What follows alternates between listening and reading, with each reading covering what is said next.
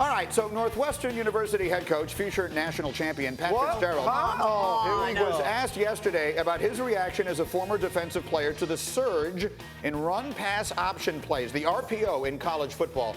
His answer has drawn some headlines. It's communism. I mean, it's a pure RPO is the purest form of communism. I mean, I don't understand how offensive linemen can be downfield.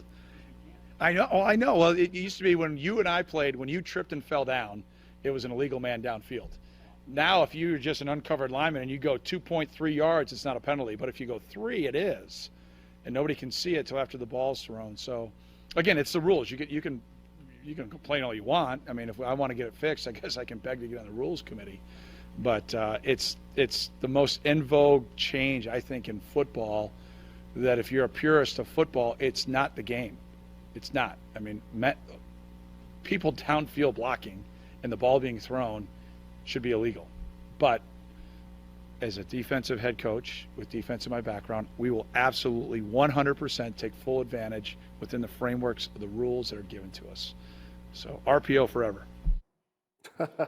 How is it Okay, so everyone made a big deal about the communism part. I think he's to me, clearly he's making an effort to be funny there, right? He's just saying, oh, I hate it, so it's communism. What's that? I mean, I don't know. Maybe Karl Marx has replaced Lee Corso as the guest picker on game day. Well, I mean, if he's available, we can try and get him. Is there something to what he's saying? If there's one thing that I've learned about football players, is that a linebacker remains a linebacker to the day he dies. And that's what I think he's talking about. He's talking about how he thinks the rules, and this is the way offenses are running right now, candidly, I love it. I mean, I don't know that I love the rule change, but that's what you have to run now. You give the quarterback the option of a run and a pass on every single play and let him read one player and make that decision at the line of scrimmage. I don't know why every team in the league and every team in the country wouldn't be doing it. Yeah, listen, we can joke about it all we want, but I think he has a point.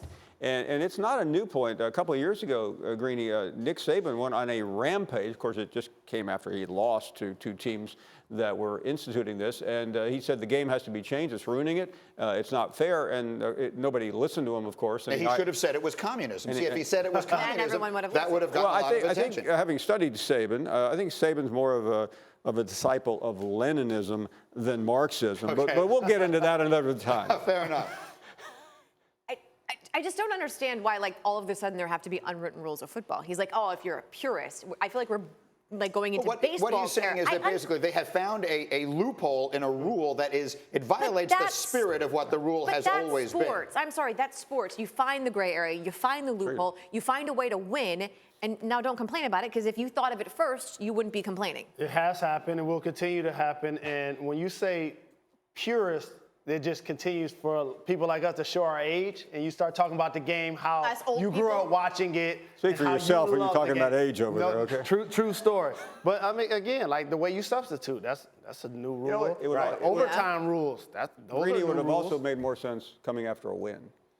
Perhaps, but he was obviously asked the question directly. Yeah, not to rub that in. He was asked the question. You're just trying to aggravate me here. I'm not going to lie, I don't like it one bit. All right.